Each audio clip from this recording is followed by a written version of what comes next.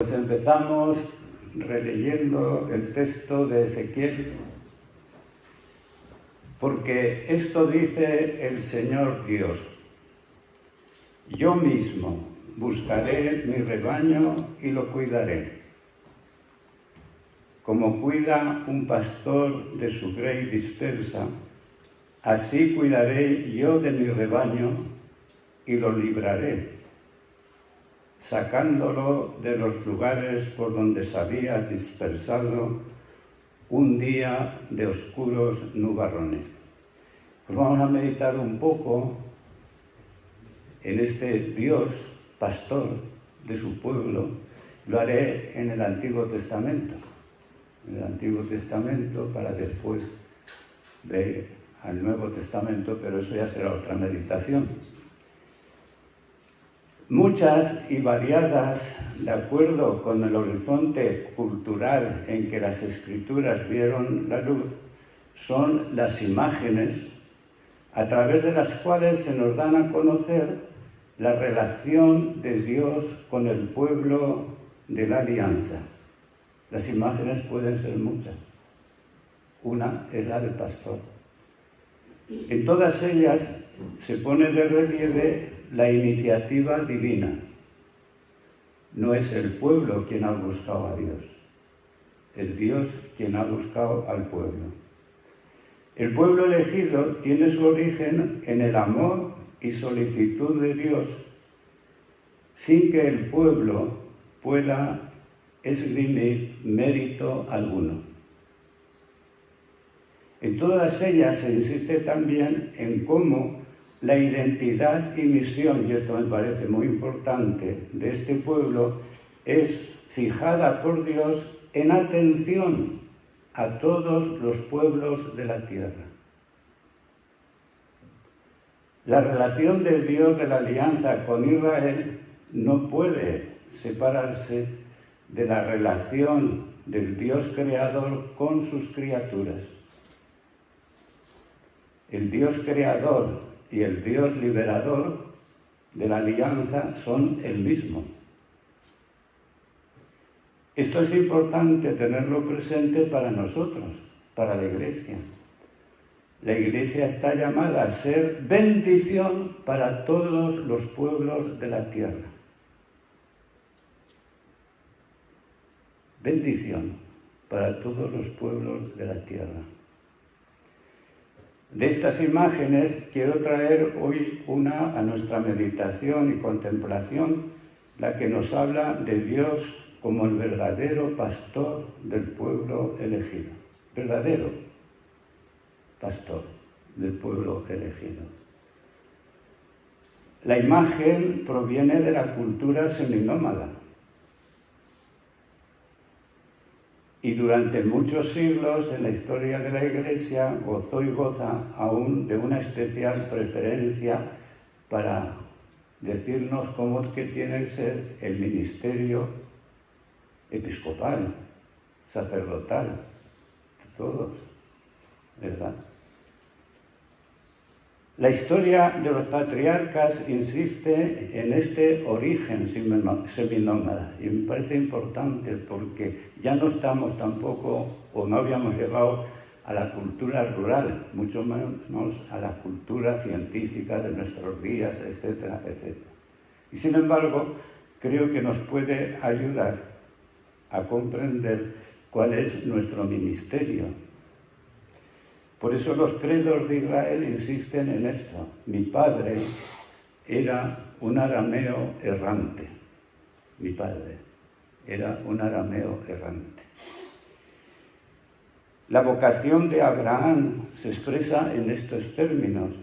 El Señor dijo a Abraham: sal de tu tierra, de tu patria y de la casa de tu padre hacia la tierra que te mostraré. Haré de ti una gran nación, te bendeciré, haré famoso tu nombre y serás una bendición. Bendeciré a los que te maldigan, maldeciré a los que te maldigan, y en ti serán benditas todas las familias de la tierra. Abraham es para que sea una bendición de todas las familias de la tierra, no para replegarse sobre él. Y este es el problema muchas veces del pueblo de Dios, ¿no?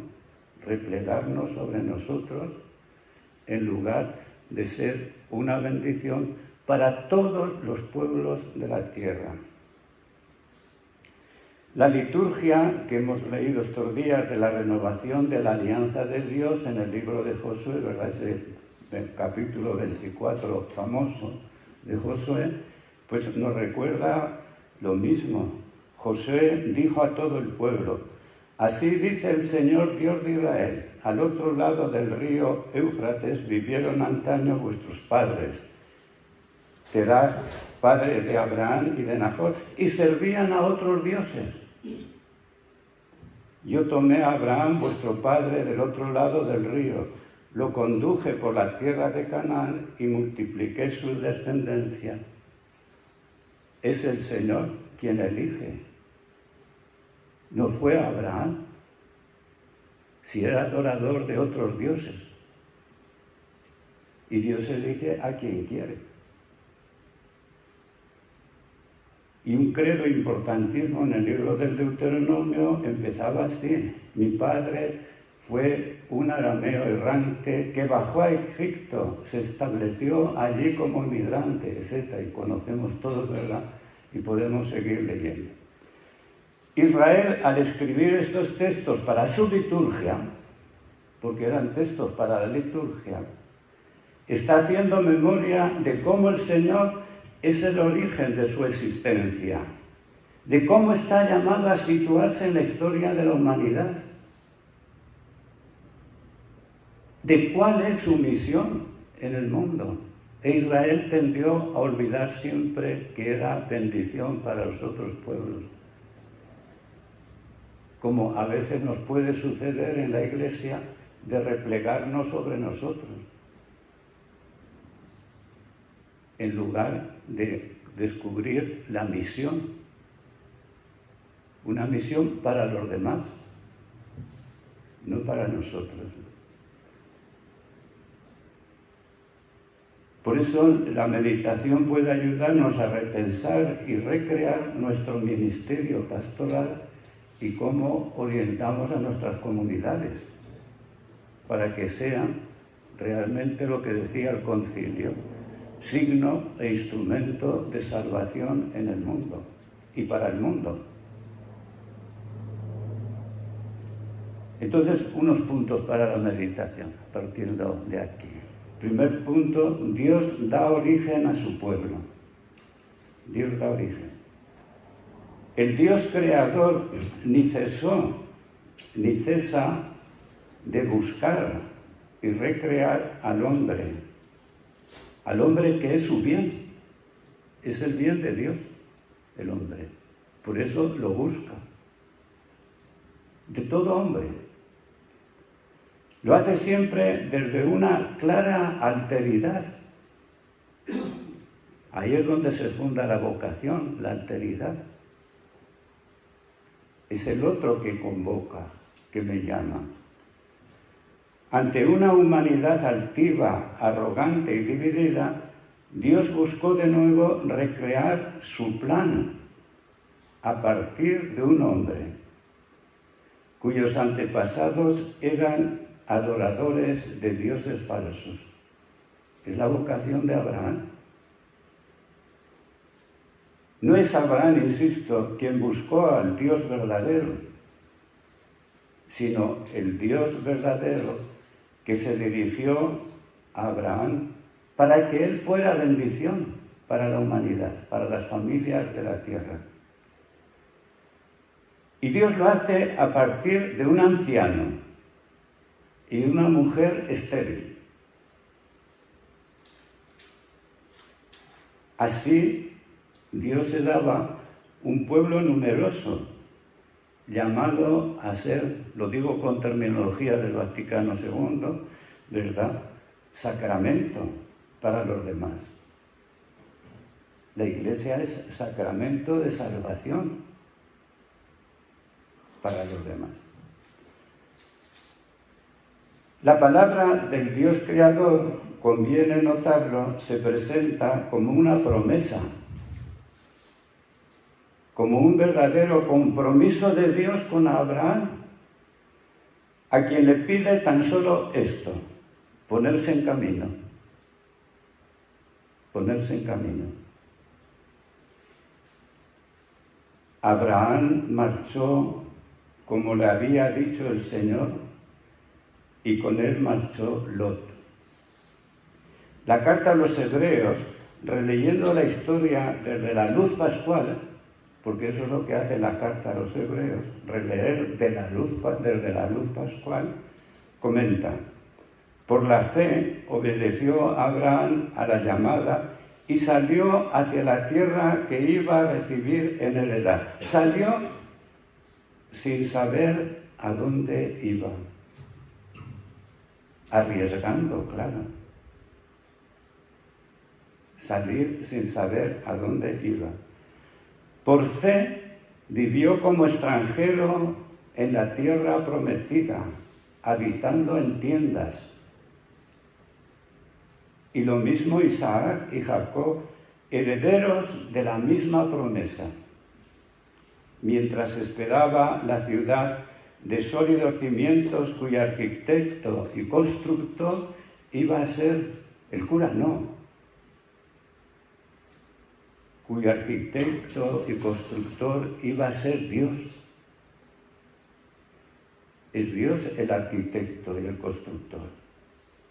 No somos nosotros. No somos nosotros. Dios, por tanto, determinó formar su pueblo para que fuera una bendición. He aquí, a mi entender, un punto decisivo para comprender la identidad y misión del pueblo elegido por el amor del Señor. Ser bendición para los demás. Quizás no lo tenemos bastante en cuenta. La grandeza y mérito de Abraham estuvo en ponerse en camino en la noche de la fe, sin saber a dónde iba. Hermanos, nos ponemos en camino, arriesgamos, o buscamos una iglesia en salida, pero desde las seguridades, desde la fuerza, desde el poder, desde las muchedumbres, etcétera, etcétera. O sabemos arriesgar. Cuando Abraham tenía 99 años, bueno, los de aquí ya tenemos bastantes años, muchos, ¿verdad? Pero todavía no hemos llegado a los 99. Todavía nos faltan algunos. Cuando Abraham tenía 99 años, se le apareció el Señor y le dijo: yo soy Dios Todopoderoso. Camina en mi presencia y sé perfecto. Yo concertaré una alianza contigo. Te haré crecer sin medida.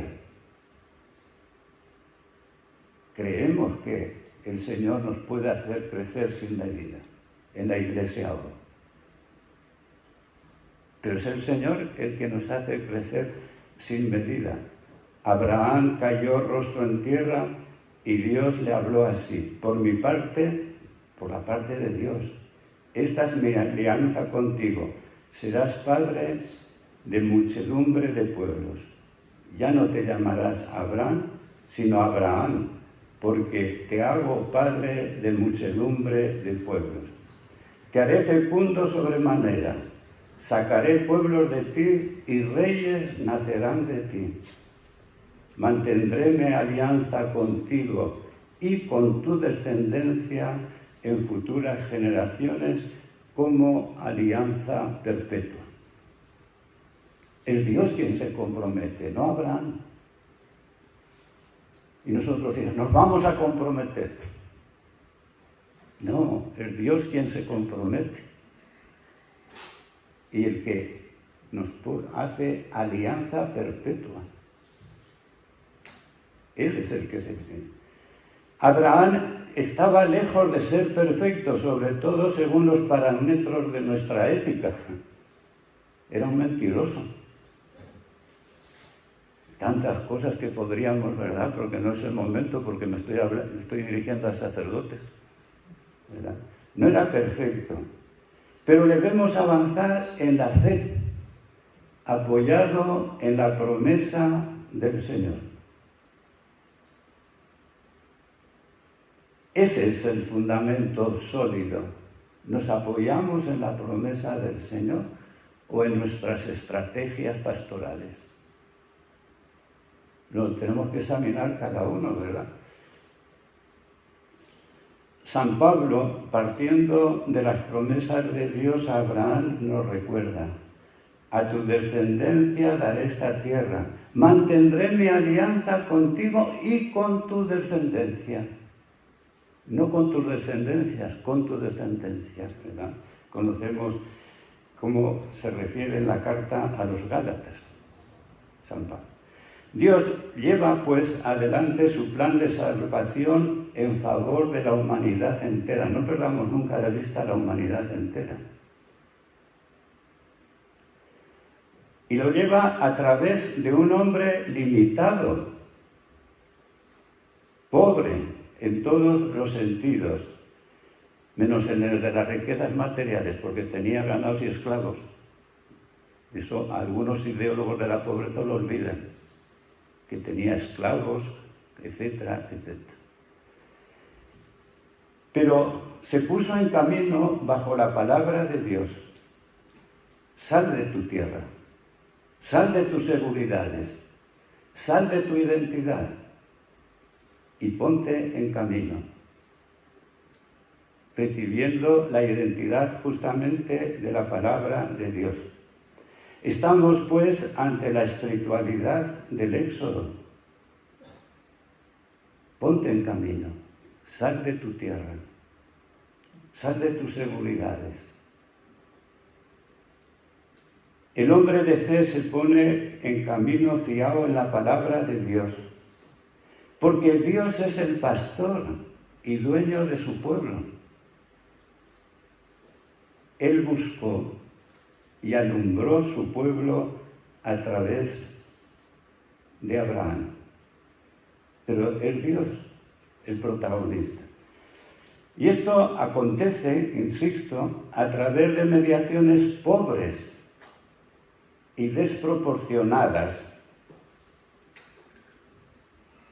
Pobres y desproporcionadas. Y eso es lo que no nos gusta, ser pobres y desproporcionados. Querríamos ser fuertes, poderosos, y cómo jaleamos, cuánto nos hemos reunido, cuántos somos. Quizá tenemos que venir a descubrir.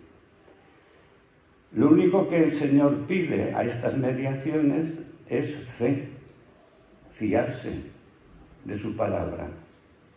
En la debilidad se pone de manifiesto el poder de la palabra creadora y recreadora de Dios. Creadora y recreadora de Dios. Estamos así ante una llamada a vivir el momento presente con gozosa esperanza, no tristes, no lamentándonos, ¿verdad? El lamento no resuelve nada, sino que justamente tenemos que avanzar en la experiencia, poniéndonos siempre en camino. Mañana tras mañana nos tenemos que poner en camino. Y el profeta Isaías nos recuerda esta esperanza. Leo en el capítulo 43, ¿verdad? Saca afuera a un pueblo que tiene ojos. Eso es lo que el Señor dice. Saca afuera a un pueblo que tiene ojos, pero está ciego. Que tiene oídos, pero está sordo. Que todas las naciones se congreguen y todos los pueblos se reúnan. ¿Quién de entre ellos podría anunciar esto o proclamar los hechos antiguos? Que presenten sus testigos para justificarse, que los oigan y digan, es verdad. Vosotros sois mis testigos, oráculo del Señor, y también mi siervo, al que yo escogí para que sepáis y creáis y comprendáis que yo soy Dios. Antes de mí no había sido formado ningún Dios, ni lo habrá después. Yo soy el Señor, fuera de mí no hay Salvador. Hermanos, la Iglesia nos salva. Nos salva Dios. La Iglesia es la comunidad de los salvados, de los rescatados por Dios. Y eso nos lo tendremos que recordar siempre. Ser sacramento de salvación es reenviar al Salvador. Y por eso la Iglesia es en Cristo sacramento de salvación. Pero es en Cristo. En Cristo. Antes de mí no había sido formado ningún Dios, ni lo habrá después. Yo soy el Señor. Fuera de mí no hay Salvador. Yo lo anuncié y os salvé. Lo anuncié y no hubo entre vosotros Dios extranjero. Vosotros sois mis testigos. Yo soy Dios. Lo soy desde siempre y nadie se puede liberar de mi mano. Esta historia de Dios con su pueblo es la historia de amor. Una historia que se prolonga hoy entre nosotros. No lo perdamos de vista. Está en juego nuestra identidad y misión eclesial en el mundo. El pueblo de Dios es mucho más que un simple grupo religioso. El pueblo de la promesa de la alianza es la obra de Dios y de la fe de sus elegidos, a fin que fueran bendición para todos los pueblos de la tierra. La Iglesia vive en el mundo y al servicio del mundo. En el mundo y al servicio del mundo. Para que la humanidad entera vislumbre el reino de Dios.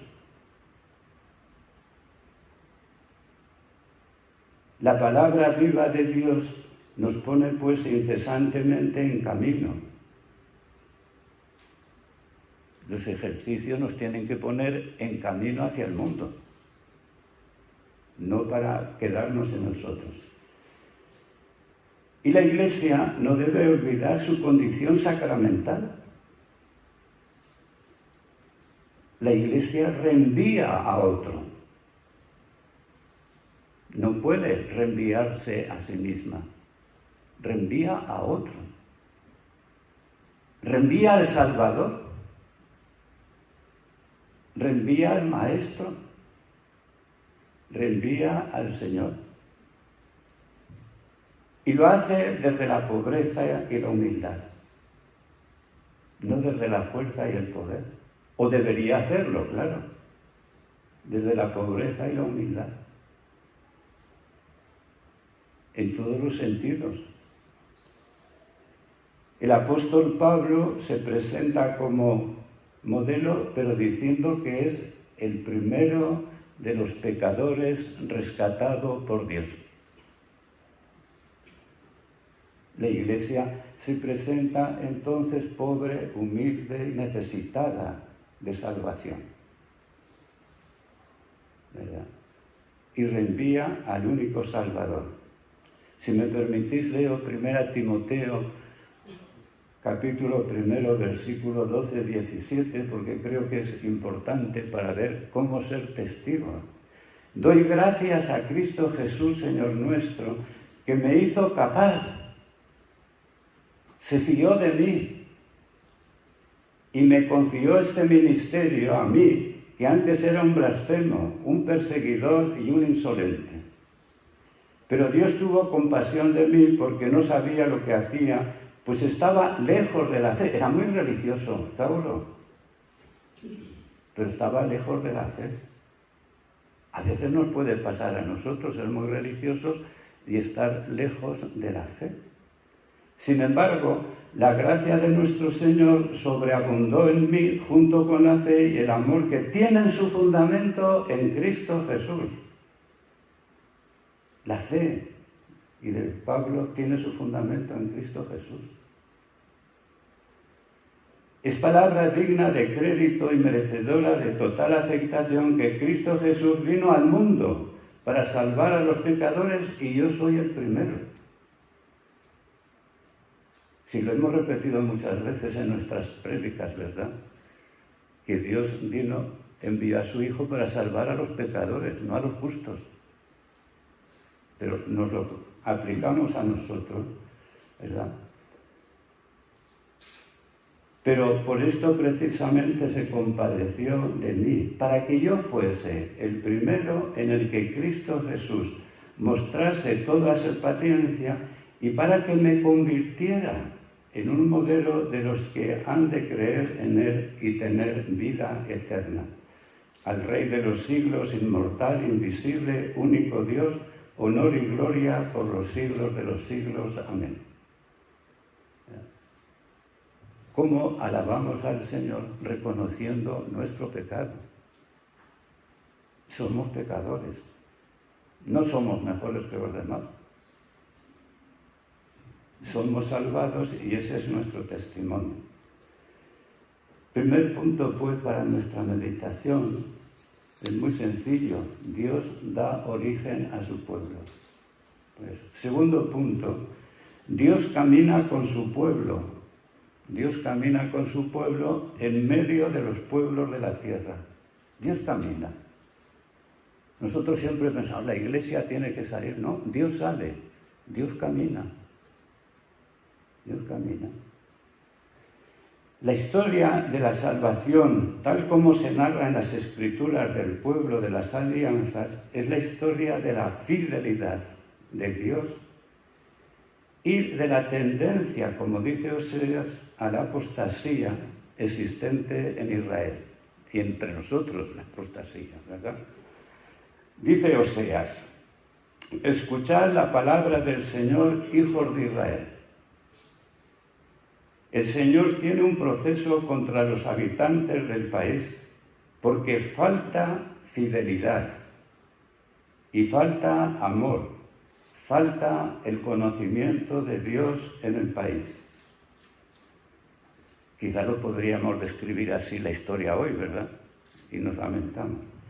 Se multiplican juramento y mentira, asesinato, robo, adulterio, y el crimen limita con el crimen. Pero por eso está de luto el país y languidecen sus habitantes junto con los animales del campo y las aves del cielo. Bueno, es la poesía, ¿verdad? Pero esto. Si hasta los peces desaparecen del mar.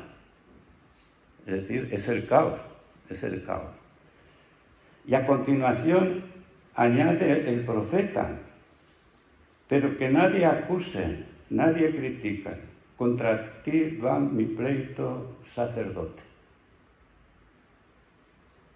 Tropiezas de día y también tropieza el profeta contigo de noche.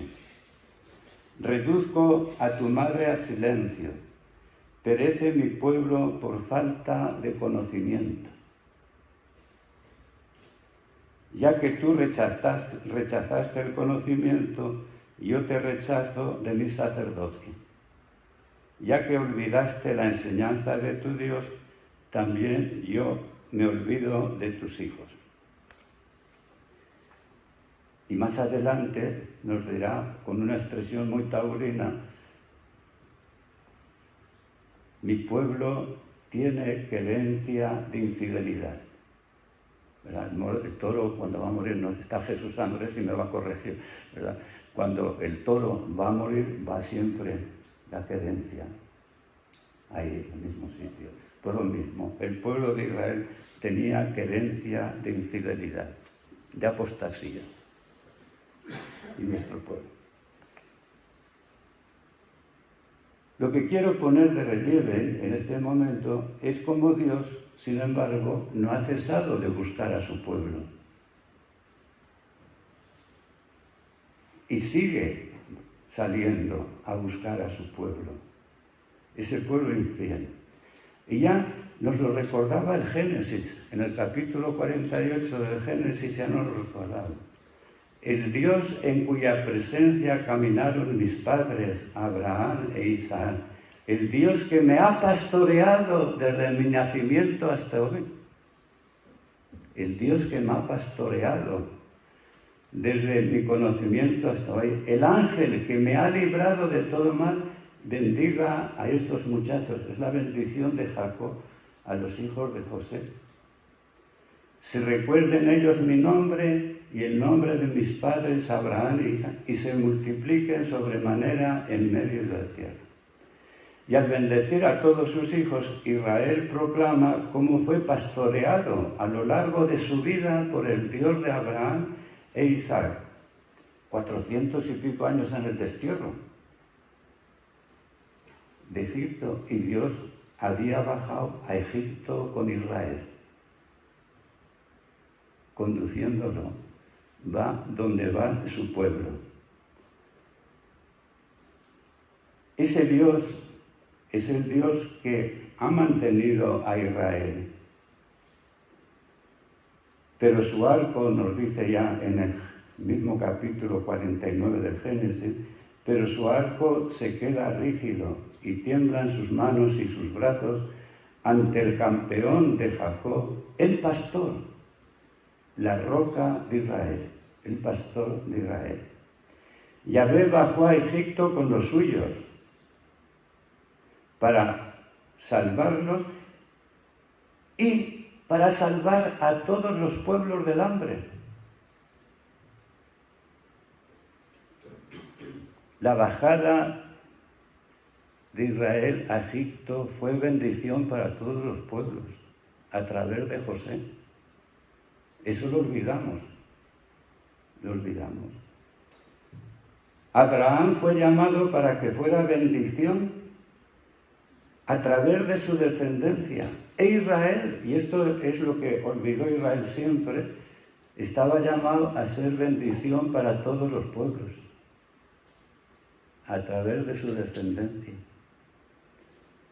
Por eso el salmista nos ayuda a comprender cómo Dios en su oración, el salmista en su oración nos ayuda a comprender cómo Dios camina con su pueblo, para que este pueblo sea bendición para los demás. Pero es un Dios que se desplaza, que es peregrino con Israel. El Salmo 23 nos recuerda esto. El Señor es mi pastor, nada me falta. En verdes praderas me hace recostar, me conduce hacia fuentes tranquilas y repara mis fuerzas.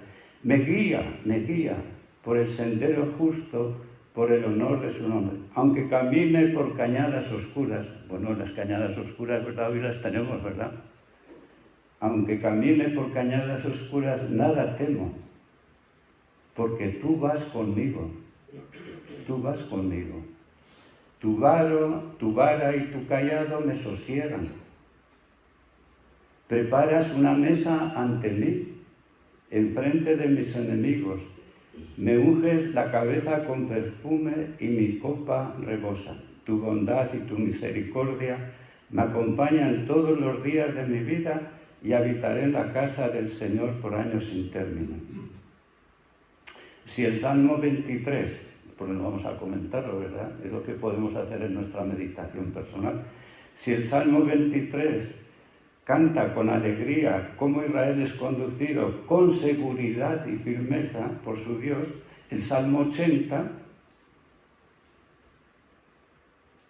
escúchenlo, nos pide conversión. Pastor de Israel, escucha, tú que guías a José como a un rebaño, tú que te sientas sobre querubines, resplandece ante Efraín, Benjamín y Manasés. Despierta tu poder y ven a salvarnos. Despierta tu poder y ven a salvarnos. Oh Dios, restáuranos, que brille tu rostro y nos salve. El Salmo 80 hace memoria de cómo Dios intervino para liberar a Israel del poder de Egipto y conducirlo a la tierra prometida por sus padres. El orante contempla a Israel como la viña plantada por Dios. Es la viña plantada por Dios, que tiene que convertirse para producir buenos frutos. Frutos de vida. El Salmo termina con estas palabras: Señor Dios del universo, restáuranos, que brille tu rostro y nos salve. Restáuranos. El pastor garantiza la salvación de sus ovejas, las defiende, las conduce hacia pastos buenos y las mantiene unidas como un solo rebaño. Y ahí nuestra misión. El Salmo 78, sobre todo el versículo 52, evoca justamente la acción liberadora de Dios en favor de su pueblo Israel. Y esta es nuestra misión, liberar al pueblo. Sacó como un rebaño a su pueblo, lo guió como un hato por el desierto. Es Dios quien le guía a través del desierto hacia la tierra prometida. Y en el 95 nos dirá, porque Él es nuestro Dios y nosotros su pueblo, el rebaño que Él guía. Ojalá escuchéis hoy su voz. Ojalá escuchéis hoy su voz. Dios, pues, libera, reúne, defiende, conduce, educa. Es Dios quien es el pastor de su pueblo. Y lo hace en todo momento. Pero ese pastor no actúa siempre de la misma manera. Depende de la situación en que se encuentre el pueblo. Lo que es claro que los profetas nos recuerdan que tenemos que seguir buscando a Dios como el pastor. Leo en Oseas 6, 1, 7, que es un texto importante también, me parece. En su angustia me buscan diciendo, en su angustia me buscan. Vamos, volvamos al Señor, porque Él ha desgarrado y Él nos curará. Él nos ha golpeado y Él nos vendará. En 2 días nos volverá la vida y el tercero nos hará resurgir. Recordemos que es un texto de resurrección, ¿verdad? Y al tercero nos hará resurgir. Viviremos en su presencia y comprenderemos. Viviremos en su presencia y comprenderemos. Procuremos conocer al Señor. Sigue diciendo. Su manifestación es segura como la aurora. Vendrá como la lluvia de primavera que empapa la tierra. ¿Qué haré de ti, Efraín? ¿Qué haré de ti, Judá? Vuestro amor es como nube mañanera, como el rocío que el alba desaparece. Sobre una roca tallé mis mandamientos. Los castigué por medio de los profetas con las palabras de mi boca. Mi juicio se manifestará como la luz. Quiero misericordia y no sacrificio, conocimiento de Dios más que holocaustos. Mas ellos, cual Adán, transgredieron la alianza, así me fueron infieles. La ternura y afección del pastor con su rebaño se expresa de forma seductora en un texto que conocemos de memoria, pero que lo voy a releer, claro, para avivar la conciencia. Súbete a un monte elevado, heraldo de Sión. Alza fuerte la voz, heraldo de Jerusalén. Álzala, no temas. Di a las ciudades de Judá, aquí está vuestro Dios. Mirad, el Señor Dios llega con poder y con su brazo manda. Mirad, viene con él su salario y su recompensa lo precede, como un pastor que apacienta al rebaño, reúne con su brazo los corderos y los lleva sobre el pecho, no sobre la espalda, sobre el pecho. Es el sentido de la maternidad. Cuida él mismo a las ovejas que cría. Cuida él mismo a las ovejas que cría. Pero sería una falsa comprensión de la ternura del pastor divino si dejásemos de meditar cómo educa a su pueblo a través de la prueba. Cierto, la última palabra la tiene su misericordia, pero el amor busca el crecimiento del otro. Y para eso entra en juego la corrección. Dios corrige a su pueblo. Dios no es paternalista, sino que es un padre que quiere justamente la madurez de sus hijos. Jeremías lo expresa bien en el capítulo 13, versículos 15 al 17.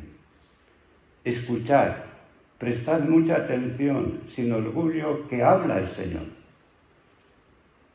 Honrad al Señor vuestro Dios antes de que se echen las sombras, antes de que tropiecen vuestros pies por los montes apenas sin luz, antes de que la luz que esperáis se convierta en sombras mortales, se transforme en lóbregas tinieblas. Pero si no escucháis, lloraré en silencio vuestra arrogancia. Se desharán en llanto mis ojos. Verteré copiosas lágrimas cuando deporten al rebaño del Señor. Lloramos por los hermanos.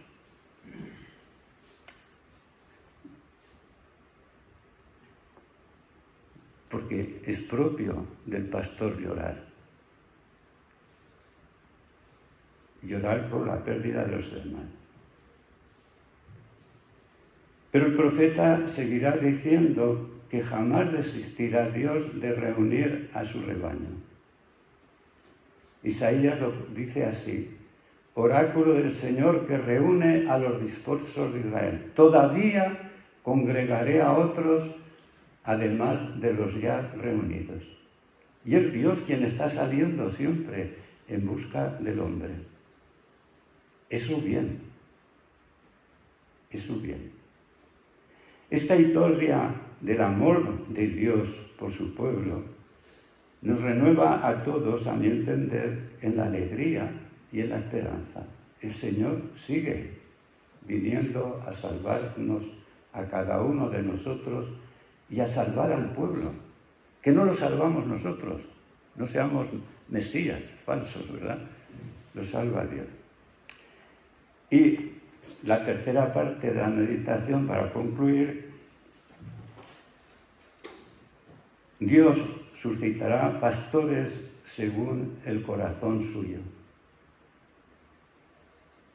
El oráculo del profeta Jeremías es claro: volved, hijos apóstatas, que yo soy vuestro dueño.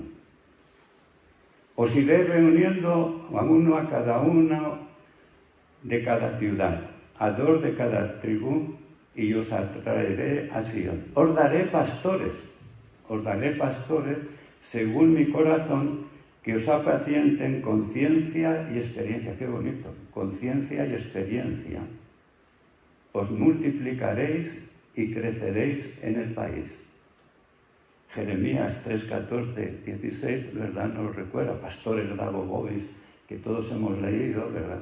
Pero yo no sé si en Pastores Dagobobis quedaba bastante claro esto: volved, hijos apóstatas, y os daré pastores según mi corazón. Los hijos tienen que volver. Bueno, pues entonces hay tres figuras en el Antiguo Testamento de esos pastores dados por Dios. Brevemente, no os apuréis que terminaré a la hora. Primero, el pastor Moisés. Vocación y Moisés de Moisés es importante. Como conocemos todos la Biblia, me limito a subrayar los otros aspectos. Israel se instaló en Egipto y se olvidó de Dios. Como el pueblo se instala en la riqueza y se olvida de Dios, si es la riqueza lo que más nos aleja de Dios. se instalaron. El pueblo pasó así de la prosperidad a la esclavitud durante esos años, ¿verdad? Fue próspero y terminó esclavo. Pero Dios no se olvidó de su pueblo. El pueblo se olvidó de Dios, pero Dios no se olvidó de su alianza hecha con Israel.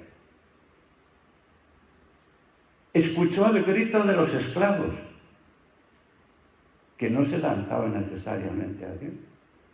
Vio la opresión y miseria de los suyos. Es un Dios que escucha, un Dios que ve, un Dios que se compadece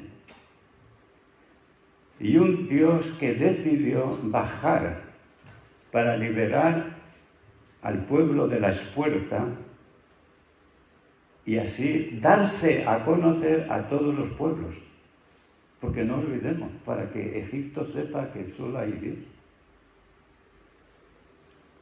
Así se revelará como el único Dios y Salvador. Las promesas y bendiciones prometidas al padre de los creyentes, Abraham, se empiezan a cumplir ahora. Dios preparaba su obra salvadora, conduciendo los acontecimientos. Intervino rescatando a Moisés de las aguas.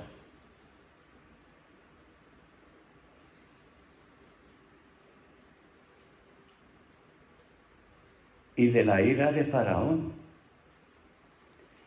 En el Horeb, mientras pastoreaba el rebaño de su suegro Jetro, fue llamado por el Señor para llevar a cabo la liberación de su pueblo y conducirlo a la tierra prometida. Tenía 80 años, o sea que todavía podemos hacer nosotros algo, ¿verdad? Tenía 80 años cuando Dios le llama. Moisés no es el propietario del rebaño de Jetro, ni del pueblo de Dios, no es propietario. Es un pastor siervo, servidor. Un servidor elegido por el Señor, un anciano perseguido, etcétera, etcétera, para llevar al pueblo a la libertad. Esto conviene tenerlo siempre presente en la contemplación, porque de otra forma corremos el peligro de suplantar al dueño del rebaño y de revelar que es Dios quien nos está salvando. La actitud principal del pastor siervo se presenta así en palabras muy significativas. Moisés era un hombre muy humilde, más que nadie sobre la faz de la tierra. Eso es lo que le agrada a Dios. Y por ello el Señor se indignó contra sus hermanos que pretendían equipararse a Moisés. Moisés no buscó nunca apropiarse del pueblo de Dios. ¿Y cuántas veces nos apropiamos, verdad? Mi parroquia, mi. No. Moisés habla siempre tu pueblo. Tu pueblo. Es el pueblo de Dios, no el suyo. Y él no es más que un siervo. Y todo lo vive Moisés desde la escucha del Señor, que es el verdadero guía de Israel a través del desierto. Iba delante y detrás Dios, delante y detrás, acompañando al pueblo. Y Moisés tendrá que vivir una gran lucha con el pueblo y lucha con Dios. Estaba en la brecha. Y si no perdonas a tu pueblo, bórrame del libro de la vida. Lucha con Dios es la oración de la escucha y de la batalla. Luchar con el pueblo, no. Si lo quería esto. En una palabra, Moisés es el servidor de Dios, el siervo de Dios. El salmista lo narra bien y cuenta esta historia. Sabed que el Señor es Dios, que Él nos hizo y somos suyos, su pueblo y ovejas de su rebaño. El Señor es bueno, su misericordia es eterna, su fidelidad por todas las edades. En el Salmo 100 dice eso, y el Salmo 77, ¿verdad? Guiabas a tu pueblo como a un rebaño por mano de Moisés y Aarón. Pero era Dios el que guiaba. Guiabas a tu pueblo. Le dejamos a Dios guiar a través nuestro. ¿O nosotros queremos guiar? Ahí está. Y cuando Dios anunció a Moisés que moriría sin entrar en la tierra prometida con los suyos, el siervo pidió a su Señor, ¿qué le pediría? Que le dejaran, no. Un pastor para el rebaño a fin de que éste avance con libertad. Pide un sucesor, que Dios nombre a alguien. Dice así, que el Señor Dios de los espíritus de todo viviente ponga un nombre al frente de esta comunidad, uno que salga y entre al frente de ellos y que los conduzca en sus entradas y salidas para que no quede la comunidad del Señor como rebaño sin pastor. Qué bonito, porque encontramos a Jesús que andaban como ovejas sin pastor. Y Jesús viene también en nombre del Señor. Un rebaño sin pastor tiende a disgregarse, tiende a arruinarse, porque hay lobos en el mundo, ¿no? O ya no hay lobos.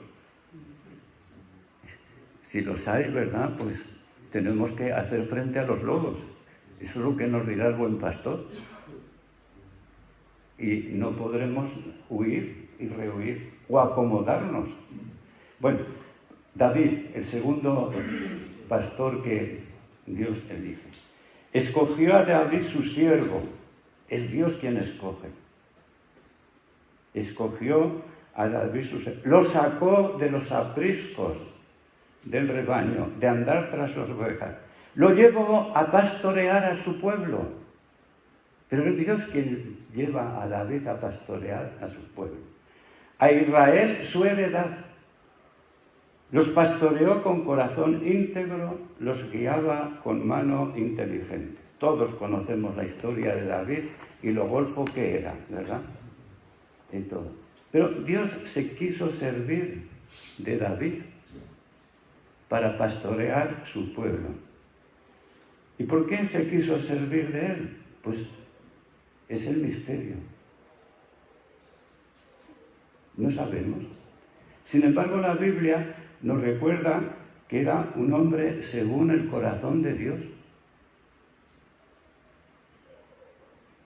No por su moral necesariamente, ¿verdad? Que todos conocemos la historia. Podríamos hacer largas meditaciones, ¿verdad? Pero no, sino que esto. Y es que David supo avanzar en la verdad, reconociendo su culpa. He pecado. He pecado.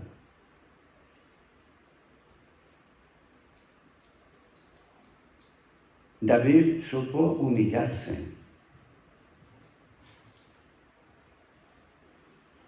Supo buscar el bien de su pueblo, a pesar de todo.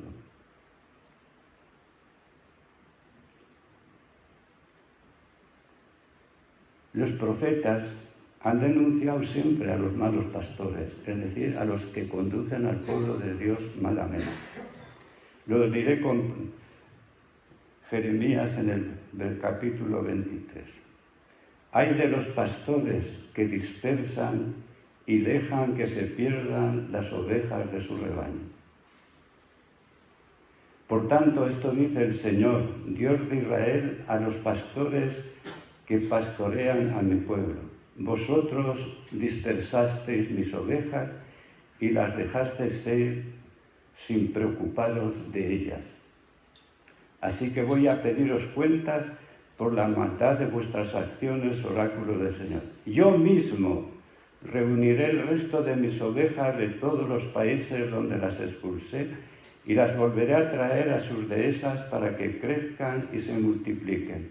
Les pondré pastores que las apacienten y ya no temerán ni se espantarán, etcétera, etcétera. Tenemos que seguir. Los profetas de la alianza, pues, nos vuelven a insistir una y otra vez. Y por último, el tercero, el nuevo David.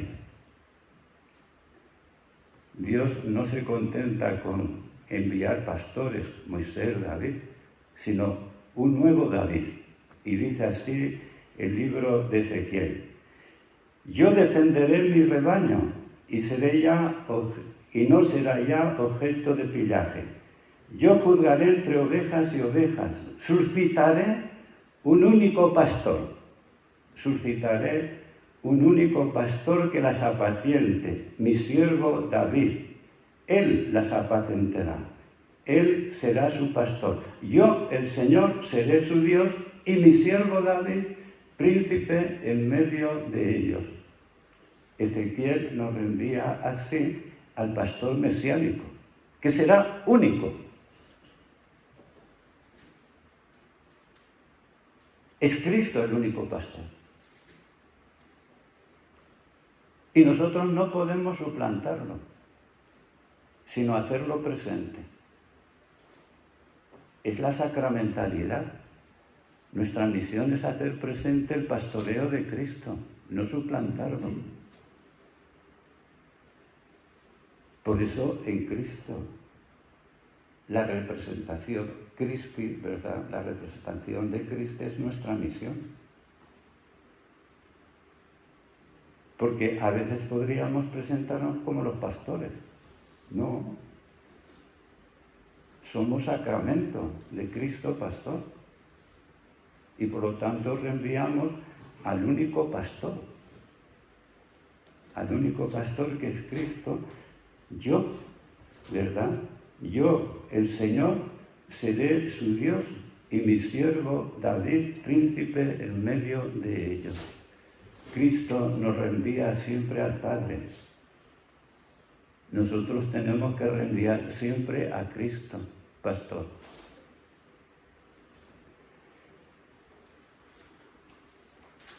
La carta a los hebreos termina con esta expresión muy bonita para lo que estamos meditando. Que el Dios de la paz, que hizo retornar de entre los muertos al gran pastor de las ovejas, Jesús, Señor nuestro, en virtud de la sangre de la alianza eterna, os confirme en todo bien para que cumpláis su voluntad, realizando en nosotros lo que es de su agrado por medio de Jesucristo. A Él la gloria por los siglos de los siglos. Amén. Pues buena meditación.